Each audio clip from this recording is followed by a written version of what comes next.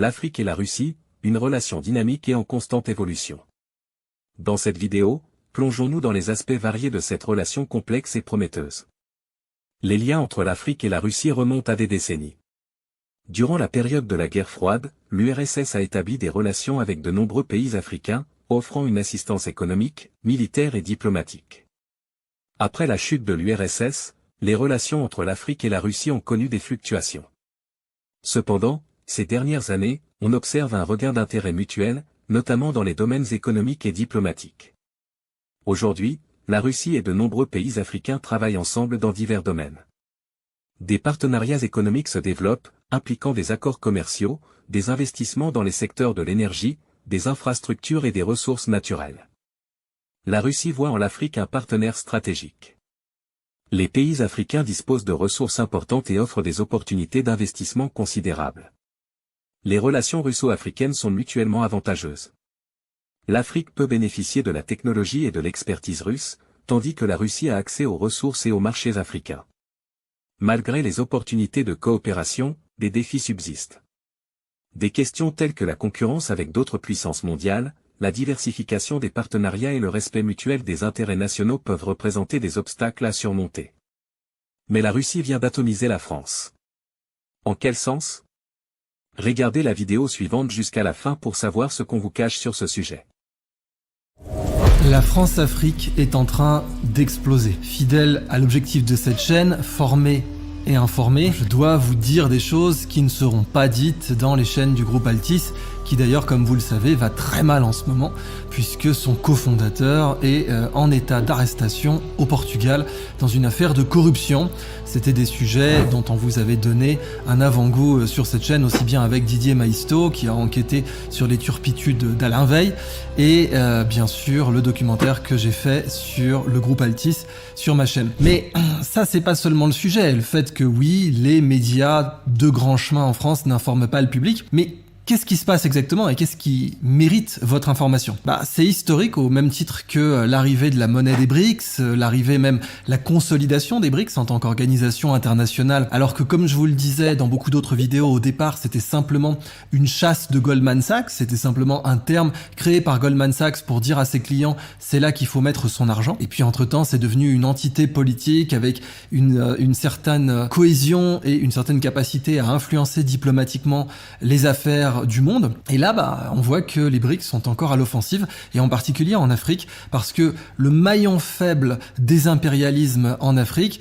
c'était en effet l'ancien impérialisme français, à savoir donc les anciennes colonies françaises d'Afrique, CFA, devenue coopération financière africaine, à savoir donc la zone franc CFA. Et puis ce modèle de coopération financière africaine, en fait, il est basé sur le modèle de la Ligue de Délos dans l'Antiquité, à ceci près que dans la Ligue de Délos, c'était des nations, des organisations, on va pas dire nations, mais des organisations, des entités politiques qui avaient un certain niveau d'égalité, qui se respectaient mutuellement, alors que là vraiment on a un système de patron à client, comme on disait dans la Rome antique, à savoir un dominant et un dominé, de façon bien plus ferme, même culturellement, que dans le cas de la Ligue de Délos, où il y avait certes un dominant, Athènes, et des dominés, mais pas culturellement tout de même.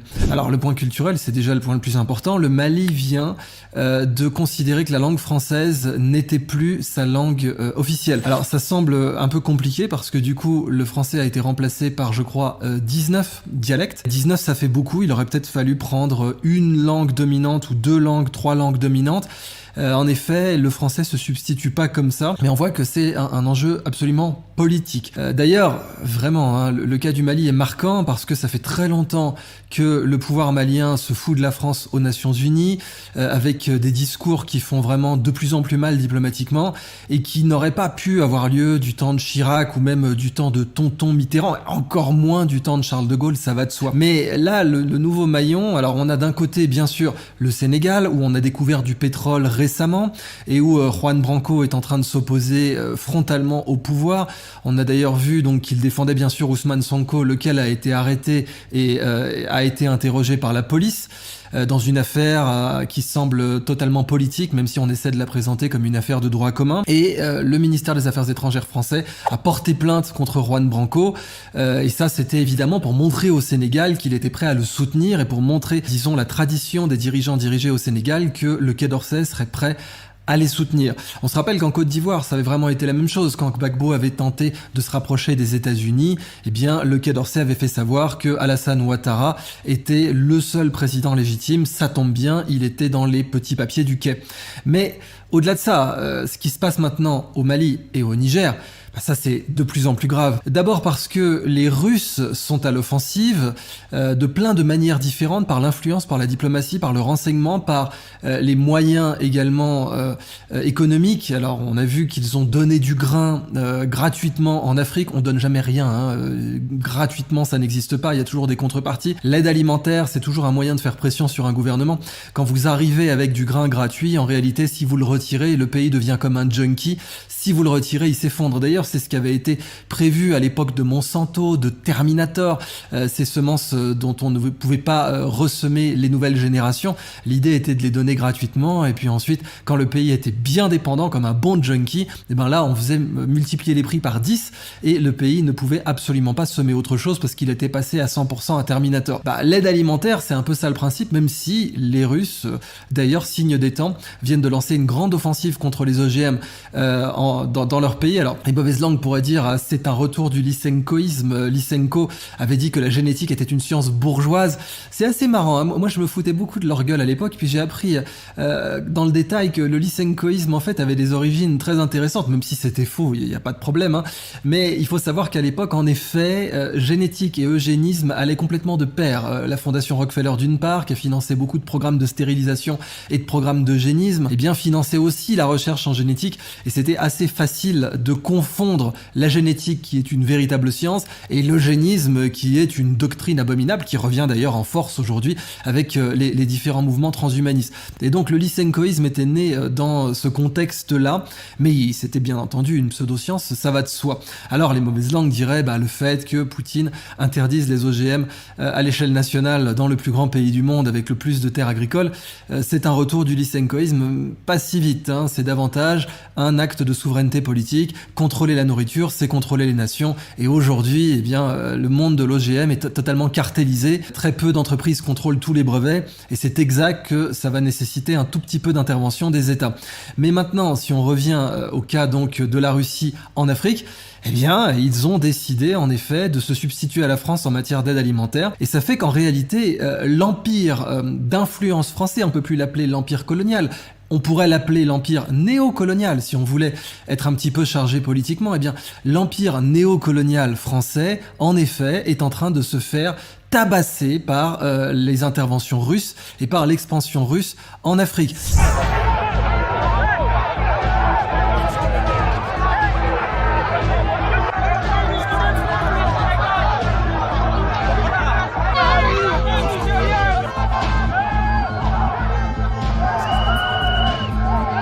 Et les Russes ont une tradition, évidemment une expérience plutôt qu'une tradition de déploiement à l'étranger très supérieure à la Chine. Les Chinois se déploient par leur diaspora et par leur influence économique, mais les Russes sont capables de se déployer par leur armée et leur réseau diplomatique qui est supérieur au réseau chinois.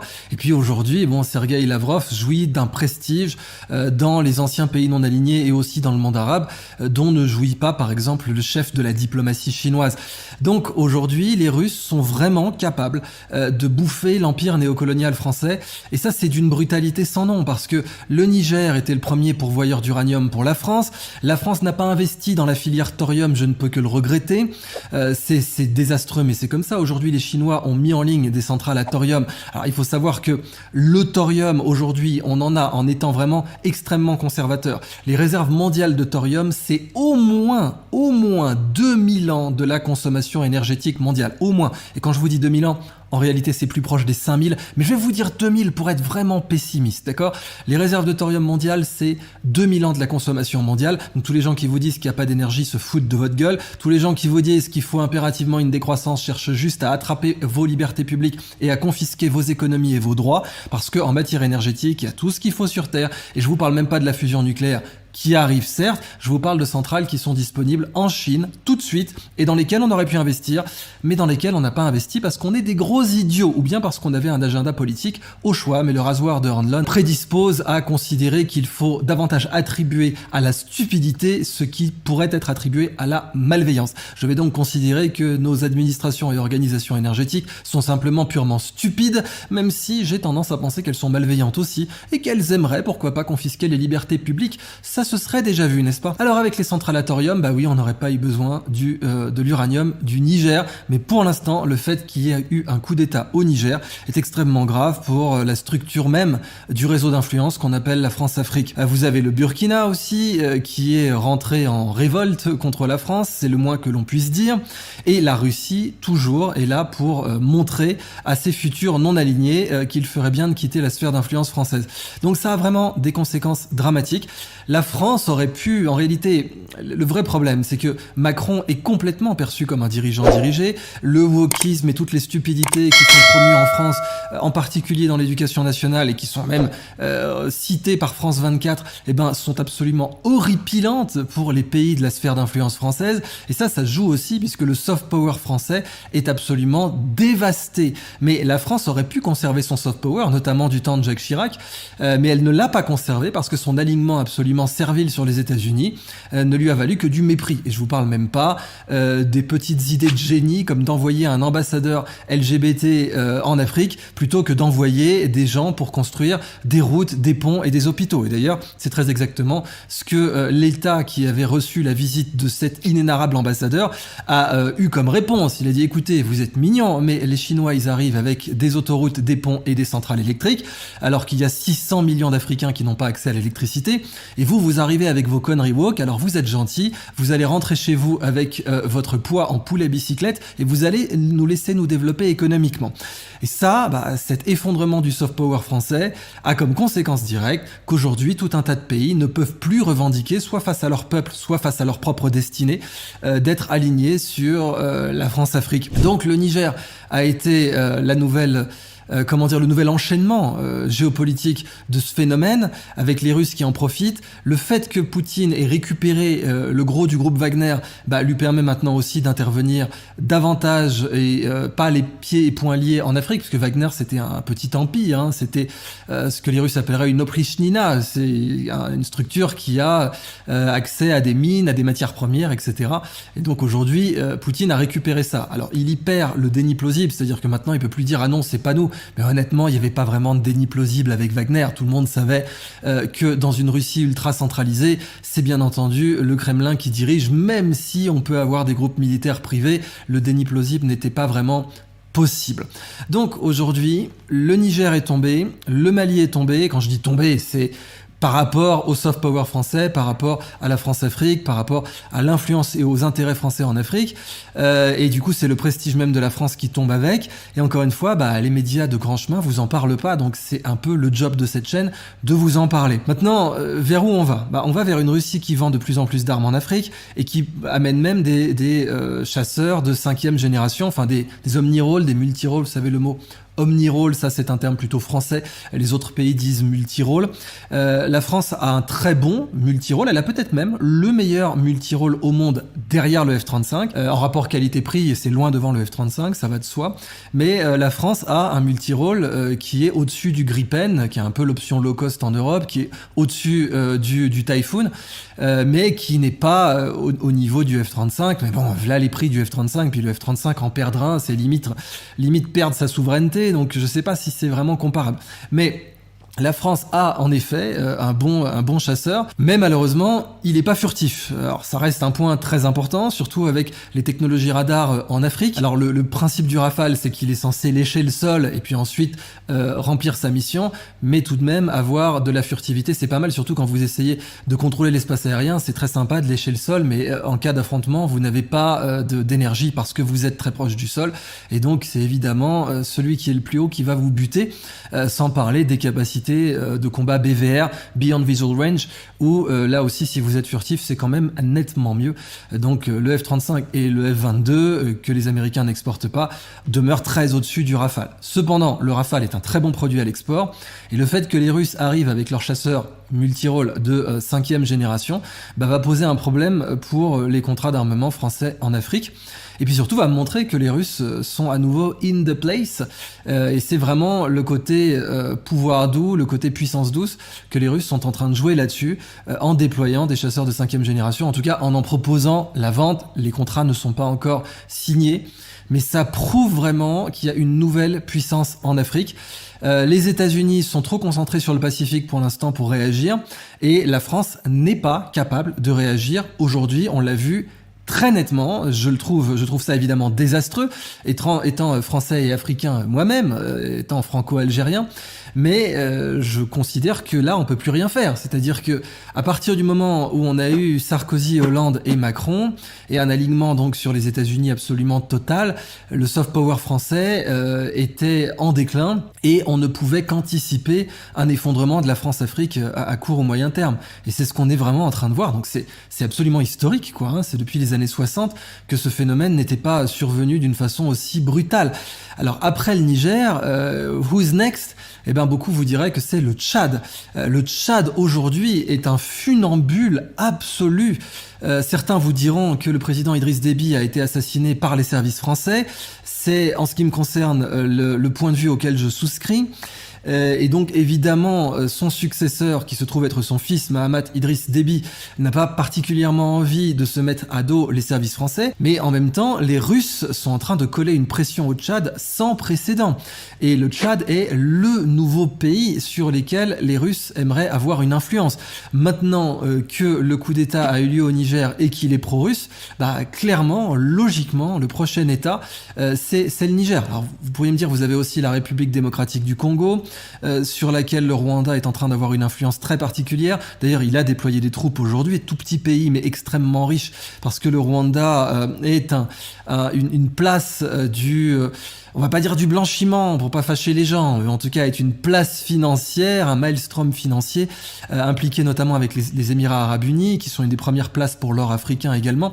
Et le Rwanda aujourd'hui est vraiment un des pays qui profite le plus des ressources de la République démocratique du Congo, laquelle a le plus de réserves géologiques au monde. C'est le pays qui a les plus grosses réserves géologiques au monde, peut-être à égalité avec la Russie, ça se discute.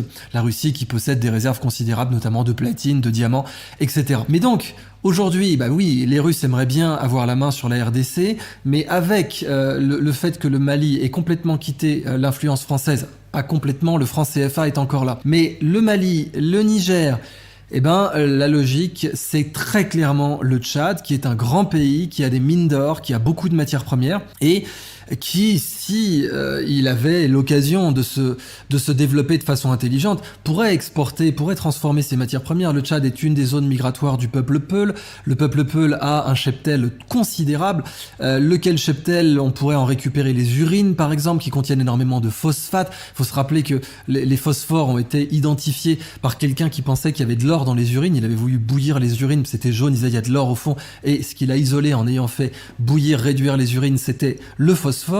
En réalité, que ce soit pour le marché de l'urée ou le marché des phosphates, le Tchad aurait pu faire des choses. Mais là, aujourd'hui, le Tchad est pas du tout en mode blue economy, et pas du tout en mode on va récupérer de l'or, par exemple électronique, parce que vous savez que l'or électronique a pas besoin d'être raffiné, donc ça permet de pas passer par les Suisses ou les Anglais qui ont les meilleures raffineries au monde.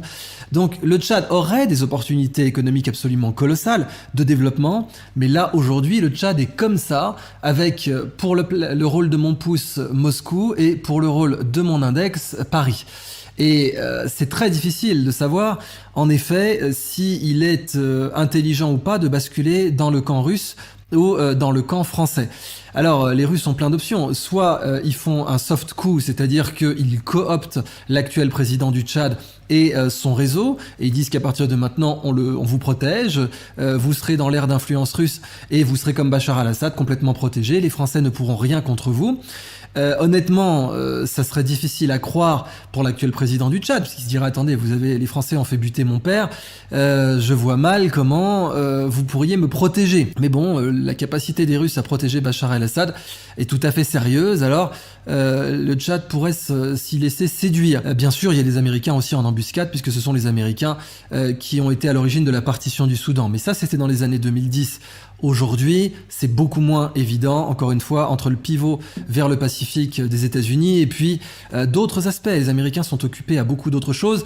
Et puis, aujourd'hui, celui qui tire les ficelles derrière Joe Biden, à savoir Barack Obama, est dans une sacrée merde, si vous me passez l'expression, avec la mort ultra suspecte de son cuisinier. Donc, en ce moment, l'exécutif américain a aussi d'autres chats à fouetter. Et clairement, je dis l'exécutif parce que tout le monde sait que Joe Biden n'a rien d'exécutif. Même sur le plan cognitif, ses fonctions exécutives n'existent pas en elles-mêmes. Alors encore moins le pouvoir exécutif avec un grand P et un grand E des États-Unis d'Amérique. Donc voilà le tour d'horizon sur la géopolitique africaine. C'est historique, j'insiste. Et la prochaine étape, c'est une pression sans précédent sur le Tchad. Les Russes vont coller une pression sans précédent sur le Tchad, c'est absolument certain, parce que après le Niger, c'est le Tchad. Vous avez toute l'ère de l'ancien Soudan français, donc l'Afrique occidentale française, les Français qui voulaient faire cette fameuse voie de chemin de fer de Dakar jusqu'à Djibouti. C'est vraiment littéralement l'ère d'influence que les Russes sont en train d'attraper, avec, il manquerait plus bien sûr que la Mauritanie, et encore une fois donc le Tchad, sachant que pour le Soudan, les Russes y ont déjà une influence considérable avec le groupe Wagner. Donc la boucle serait bouclée. Voilà la situation actuelle. Attendez-vous à ce que la plus grosse pression de son histoire soit mise sur le Tchad, en particulier donc venant de Moscou. Et en ce qui me concerne, je ne peux que observer que Paris est devenu absolument incapable d'assumer ses engagements entre guillemets, mais en tout cas d'assumer son influence dans la France-Afrique classique, disons la France-Afrique post-années 60. Ensuite, pour les BRICS, ce serait génial comme scénario, c'est-à-dire que la mort du franc CFA, qui n'est pas encore là, mais après avoir eu ces coups d'État, après avoir eu ces changements d'aire d'influence, l'étape logique, ce serait de changer la monnaie. Mais la force du franc CFA, c'était la stabilité. C'était, vous n'avez pas de scénario à la zimbabwéenne avec des trillions de dollars, des 10 trillions, des 100 trillions de dollars qui sont imprimés sur un seul billet. Et ça, c'est exact. Ça a toujours été un des arguments, surtout dans les hautes sphères politiques, dans les sphères de la France-Afrique traditionnelle. L'argument, c'était ça. C'était le franc CFA garantit une certaine stabilité. Alors, à quel prix? Vous aurez posé comme question tous les panafricains qui se respectent. À quel prix? Mais le premier argument de vente, c'était celui-là. C'était cette stabilité. Alors, au minimum, si les BRICS veulent substituer cette monnaie, ils vont devoir apporter une monnaie qui aura le même niveau de stabilité ou un niveau de stabilité correctement comparable. C'est possible. Et on pourrait voir en fait une sorte de réincarnation du projet de Kadhafi, d'une grande monnaie panafricaine. De toute façon, une monnaie panafricaine n'aurait jamais pu être vraiment panafricaine tout de suite, c'est-à-dire elle n'aurait jamais pu aller du Cap jusqu'au Caire, pour reprendre l'expression britannique, Cecil Rhodes, la voie de chemin de fer du Cap jusqu'au Caire, ou de Dakar jusqu'à Djibouti. Elle n'aurait pas pu immédiatement être panafricaine, mais ça aurait été dans l'idée d'avoir quelques pays très importants, comme la Libye par exemple, et comme d'autres membres de l'Union africaine. Et ça, c'est possible. Et les BRICS peuvent aujourd'hui être dans une position absolument redoutable de présenter leur monnaie à l'Afrique en remplaçant le franc CFA. Alors ça, ce serait une catastrophe économique pour la France, parce qu'il faut savoir que les banques africaines sont surliquides, les banques africaines ne prêtent pas, elles ne font pas leur travail, elles ne prêtent pas aux PME, elles ne prêtent pas à l'économie réelle, elles ne procèdent pas au développement économique du pays, et en fait, en réalité, leur argent est mis à disposition de la France. Et c'est en fait le système franc CFA qui permet à la France de causer, ou qui a permis de causer d'égal à égal avec l'Allemagne. Parce que l'économie française n'est aujourd'hui que l'ombre d'elle-même, la désindustrialisation a eu largement lieu, la France avait une industrie très compétitive, brillante, des génies absolus, mais aujourd'hui, dans les années 2020, c'est vraiment plus le cas, et là où même l'économie allemande est dans une mauvaise situation, l'économie française est encore pire. Mais ce qui permettait à Paris de causer de puissance à puissance, comme dirait Michel Audiard, avec Berlin, sur le plan économique, eh bien c'était notamment le franc CFA, le fait que les banques de la zone franc CFA, des zones franc CFA, étaient surliquides et en réalité envoyaient de facto leur argent, leur puissance économique vers la France. Ça, c'était quelque chose d'absolument redoutable. Si du jour au lendemain, ça disparaît, Paris va être dans la merde. Vraiment, Paris va être dans une situation pire que l'Italie, par exemple. Pareil, si la France est très au-dessus de l'Italie, qui a pourtant de très belles réserves d'or au passage, c'est aussi parce qu'elle a cet accès. D'ailleurs, c'est pas pour rien que Mélanie avait fait tout un discours pour attaquer Macron en disant « Regardez, ce billet est imprimé en France alors qu'il est dans des pays africains ». Donc, la prochaine étape que j'anticipe dans ce jeu d'échecs africain où les Russes sont largement gagnants, il faut être très clair, c'est pas France 24 qui va vous dire que les Russes sont largement gagnants, mais cette chaîne étant indépendante, pardon, je suis un espion russe, alors je dois vous le dire, les Russes sont largement gagnants. Mais à partir de ce moment-là, eh bien la prochaine étape, c'est max de pression sur le Tchad, qui est un producteur d'or, qui a beaucoup de matières premières et qui a un territoire remarquable, et qui a, avec les Peuls, un accès à toute la zone sahélienne et des ressources renouvelables utilisables remarquables. On parle de 90 millions de têtes de bétail. Mais au-delà, la prochaine étape, ce serait pour les BRICS, et la Russie comme leader en l'occurrence, puisque c'est la Russie qui pourrait poser les termes, ce serait pour les BRICS de dire... Eh bien écoutez, on va faire des anciennes zones franc CFA des études de cas pour le déploiement de la monnaie des BRICS.